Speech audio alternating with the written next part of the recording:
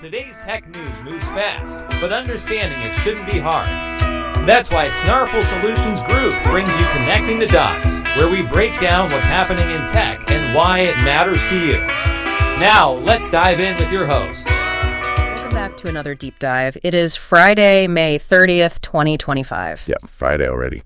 So our mission, as always, is pretty straightforward, but really important, we think. We take this pile of sources, you've gathered articles, reports, all that stuff, and we try to just cut through the noise.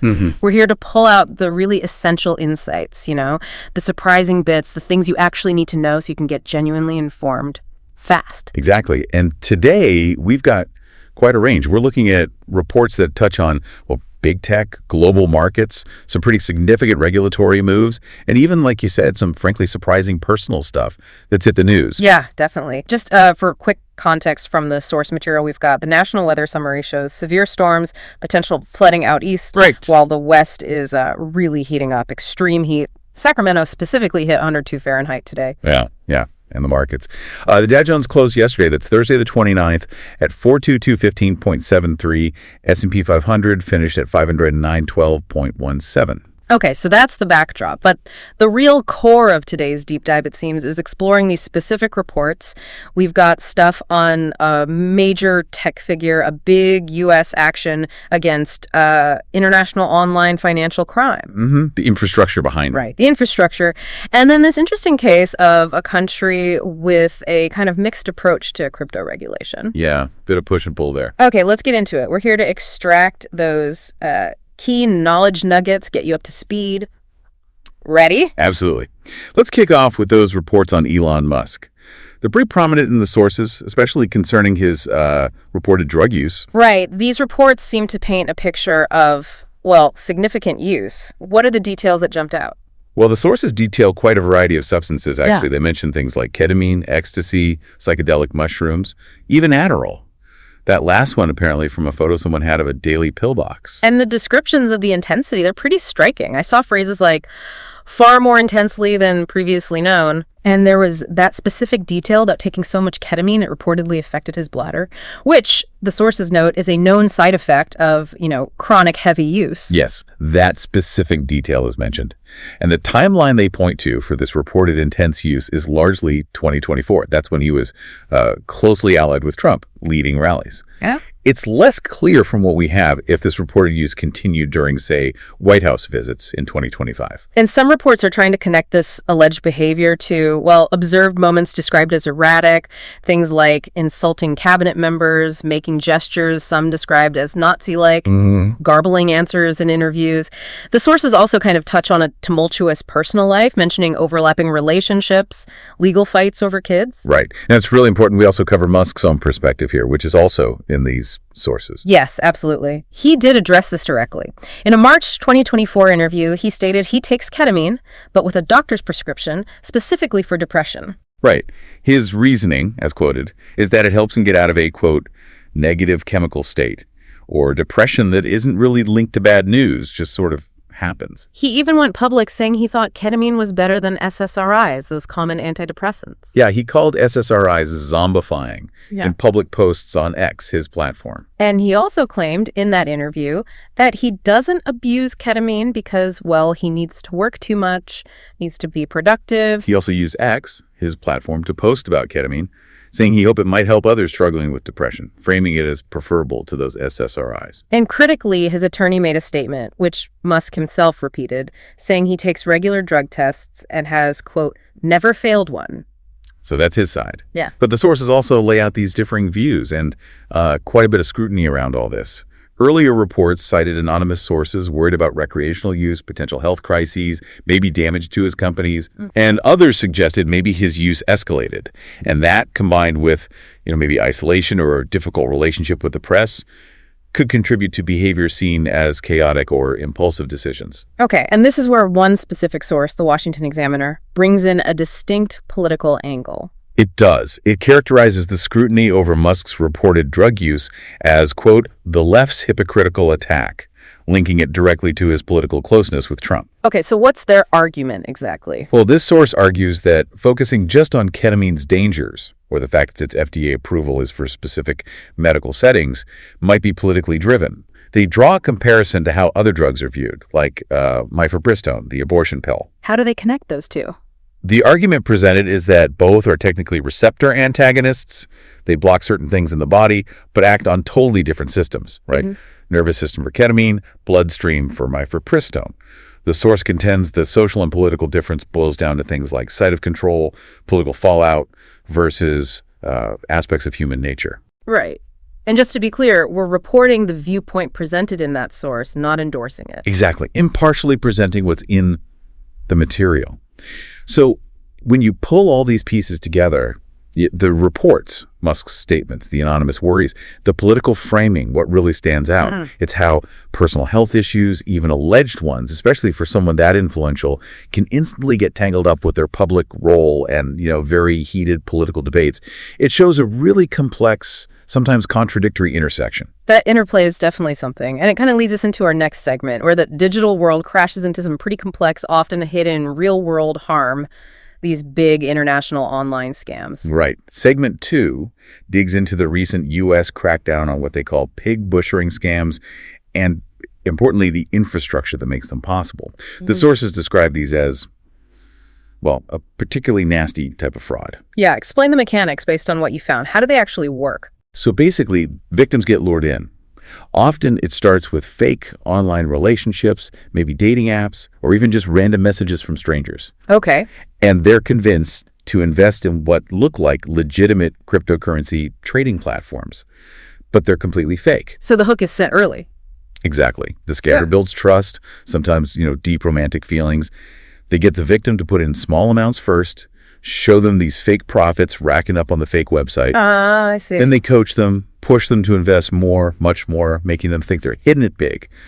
But the moment the victim tries to withdraw any money, poof, it's gone. And then they often demand more money. Yeah, often they'll invent fake taxes or fees needed to release the non-existent funds. It's just another way to drain more money. There was a really tough personal story included in one source from a Beth Highland. Yes, that was harrowing.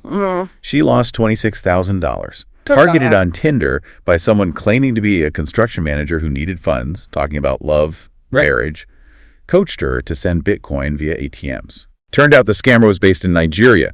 It's just a brutal reminder of the real human cost. So the U.S. Treasury took direct action against the tech behind this. They sanctioned Funnel Technology, Inc. That's right. Funnel is described as a company based in the Philippines, and their business, providing the tech infrastructure for, get this, hundreds of thousands of these scam websites. Hundreds of thousands? That sounds like a massive operation. It really is. The sources say Funnel directly enabled schemes that cost U.S. victims over $200 million, and they're linked to the majority of crypto investment scam sites reported to the FBI. So a key node. Absolutely. The sanctions also hit an administrator at Funnel, Lou Lizzie. And the sources connect Funnel to another entity, the Huyoni Group. Correct. Huyoni Group, based in Cambodia. They've been hit with a major designation by Treasury and FinCEN, that's the Financial Crimes Enforcement Network. They're labeled a primary money laundering concern, which means they've proposed a rule to basically sever Huyoni's access to the U.S. financial system, cut them off. And this Huyoni Group has some serious criminal connections. Deep connections, according to the sources. They reportedly helped North Korea and other major transnational crime groups launder money. They're specifically linked to the North Korea-affiliated Lazarus Group through gambling sites they operated. The scale sounds enormous. It is. Huyoni is reported to have processed at least $4 billion with a B in proceeds from romance and investment scams just between August 2021 and January 2025. Wow. That includes specific amounts tied to North Korean cyber heists, about $37 million, and over $336 million, just from the romance and investment schemes themselves. And why did FinCEN target them? What were they failing to do? Basically, a complete lack of basic financial controls. The sources say they had no effective Know Your Customer, KYC, or anti-money laundering AML policies. They couldn't even identify direct transfers coming in from known North Korean scam operations. What's also really interesting is the technical side. You mentioned Funnel acting like a criminal CDN, using big U.S. cloud providers like Amazon, AWS, and Microsoft. Yeah, this is crucial for understanding how they operate so effectively. Funnel got IP addresses and routed all this criminal traffic through these major legitimate U.S. providers. But why use U.S. providers? Doesn't that make them easier to spot? You'd think so, but the sources explain the logic.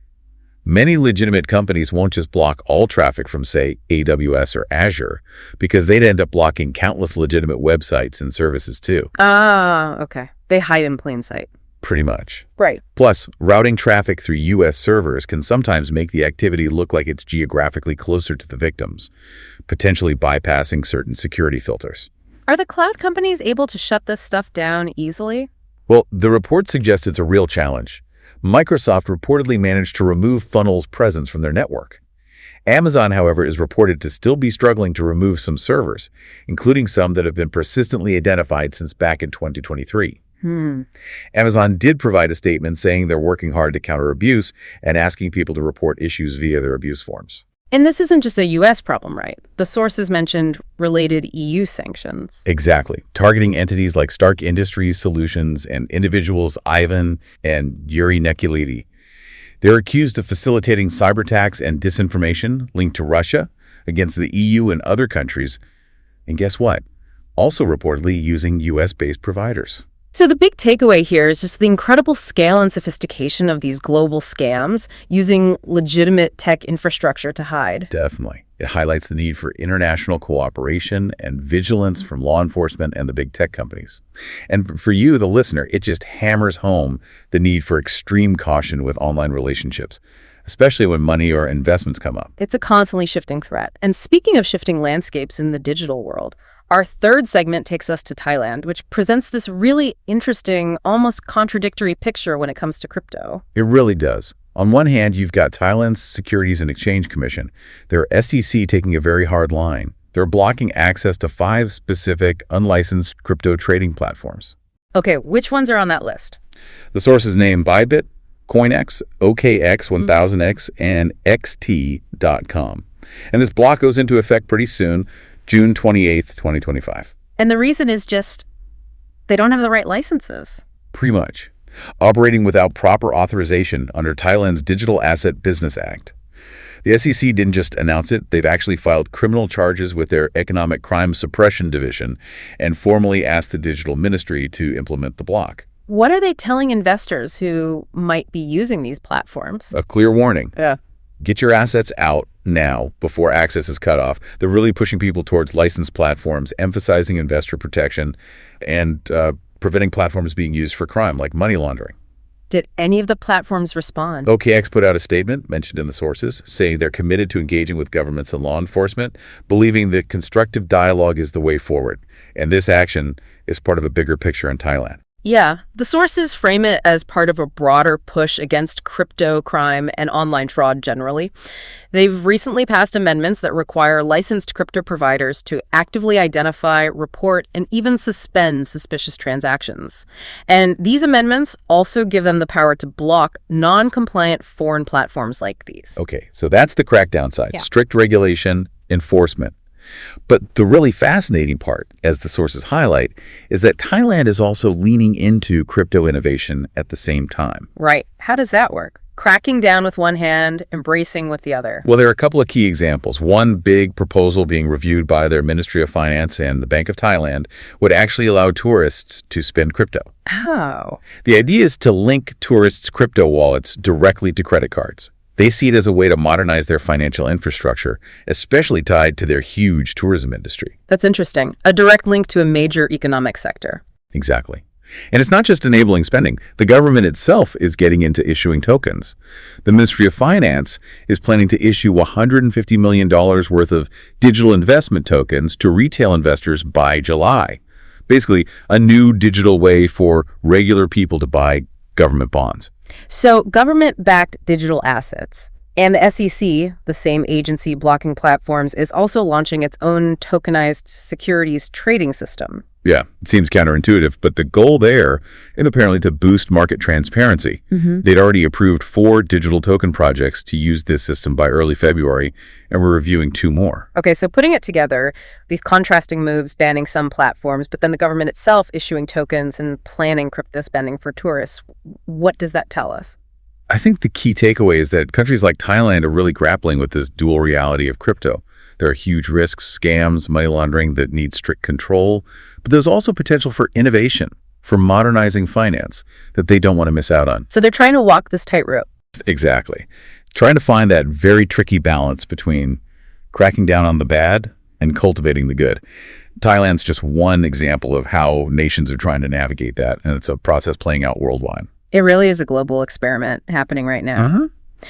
Well, we've definitely covered a lot of ground today, from the reported activities surrounding a major tech figure and the really complex world of international online scams hiding in plain sight. Right, that hidden infrastructure. To a nation like Thailand trying to figure out its path with crypto regulation and adoption. And looking closely at the different sources, you really start to see the connections, the nuances, how tech, personal lives, global crime, government policy, it all kind of intersects. Absolutely. It shows the value of digging into the details. Yep. So as we wrap up, maybe just one final thought for you, the listener, to chew on. Considering just how fast technology is moving and how the landscape of both digital crime and the attempts to regulate it are constantly shifting, how should we, as individuals and as societies, really equip ourselves to navigate this increasing complexity in our very interconnected world? It's a big question. Definitely something worth reflecting on.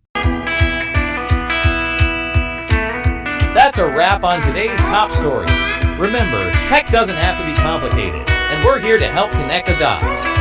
If you've got questions or want to learn more, visit us at snarful.com. Thanks for listening, and we'll catch you next time.